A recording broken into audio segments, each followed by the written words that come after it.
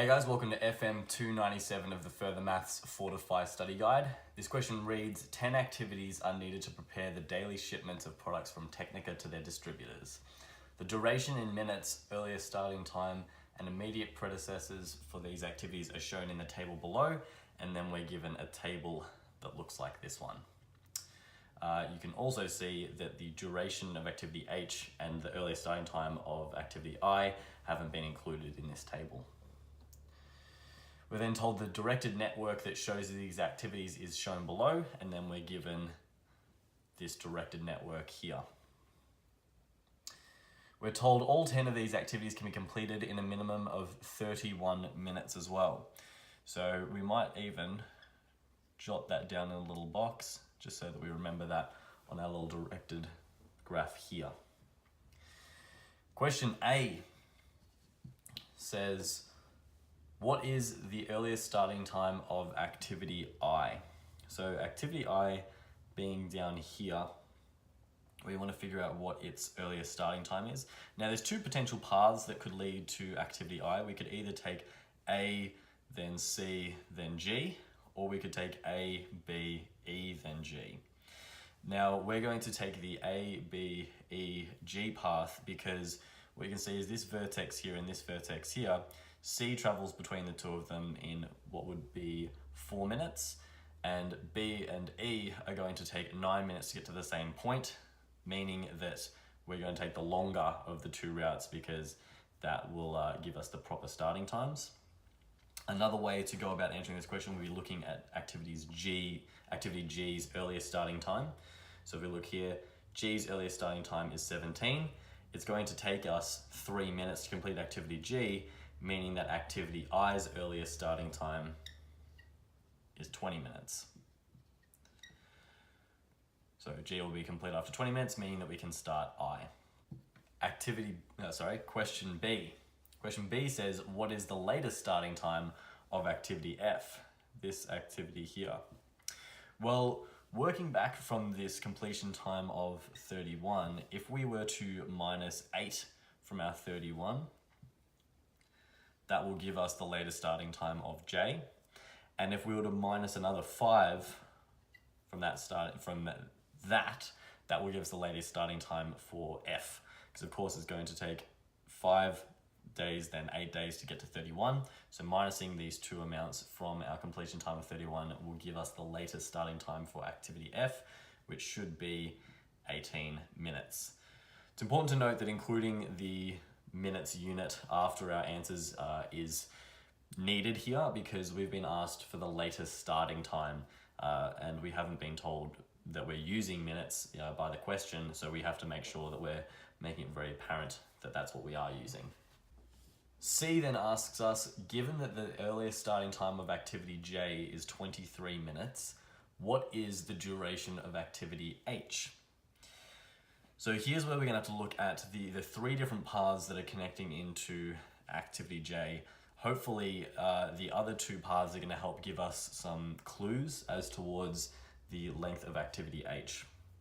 So let's see what these durations are at.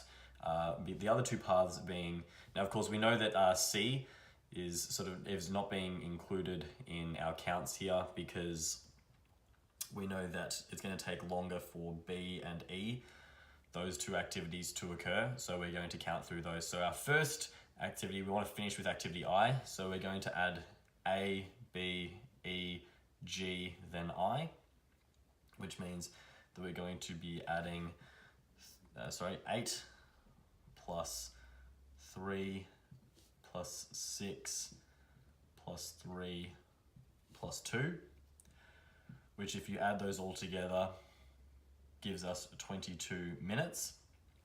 So when these activities have been completed, we're up to 22 minutes. The other potential path runs along F here, and that path is going to go A, B, E, F. So we're going to take 8 plus 3 plus 6 plus 5, which also, which also takes 22 minutes. Now we've been told that activity J has an earliest starting time of 23 minutes, meaning that activity H must take it to 23 minutes all up. So what we know is that 8 plus 3, so going along A, B, D, H, 8 plus 3 plus 3 plus H should equal 23. So whacking this into solve maybe, and then solving for H, you should find out that H has a duration of 9. Therefore, the answer to our question, what is the duration of activity H? Our answer should be 9 minutes. Once again, important to include that minutes unit.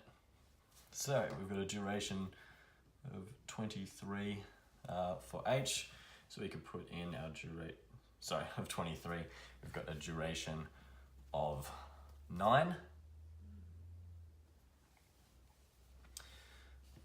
Excellent. Now, question D says, write down in order the activities along the critical path. So first of all, we know that J is definitely on the critical path. We could do a forward and backward scan to figure out this question. However, given that in activity C, we saw that it took 22 minutes for I to get to the start of activity J, 22 minutes for F to get to the start of activity J, and H was pushing it up to 23, we know from that that H is also going to be on our critical path because it took longer to get to starting activity J than the other two options, which means if we flow back from there, we only have one potential pathway to move down, and this is our critical path along here. So if we're listing it down, writing down the activities in order, we're going to say A, B, D, H, J. And that will be our answer to question D. We're now given a little bit more information, which says activities B and C can only be completed by either Max or Joe. One Friday, Max is on holiday and both activities B and C must be completed by Joe. Joe must complete one of these activities before starting the other. Question E asks us, what is the minimum effect of this on the usual minimum preparation time for the shipment to the distributors? So Joe is now in charge of taking care of activity B and activity C. Having a look at what would happen here, if Joe was to complete activity B, and then while someone else is completing activity E, he just has to make sure that activity C is taken care of by the time E finishes. Even if we didn't start C until somebody else started completing activity E, he's got 6 minutes to do a 4-minute job. So the way that this would work would be that someone's taking care of activity A, Joe takes care of activity B, which is going to take him 3 minutes. He could then immediately go and start activity C while somebody else is starting activity E, and he could still be finished with 2 minutes left to spare if he was to do it as soon as he could, because E's going to take 6 minutes, and at the same time he can be completing C, which is going to take 4 minutes. So there will actually be no change in our minimum completion time.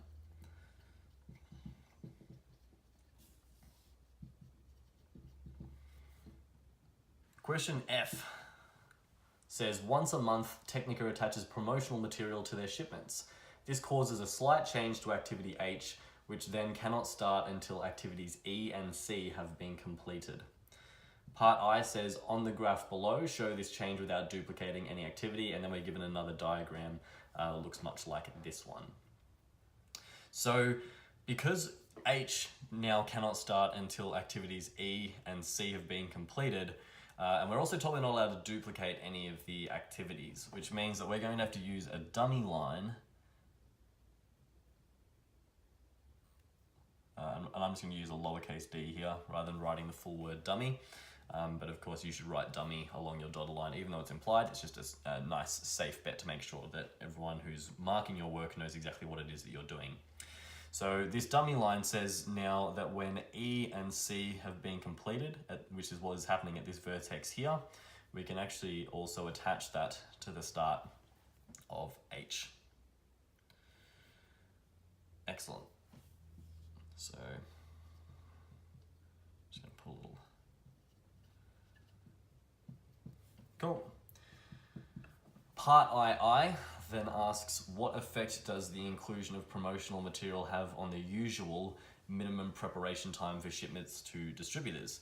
Now we know that activity H is on the critical path, so it's already on the longest path that can be moving through this directed network.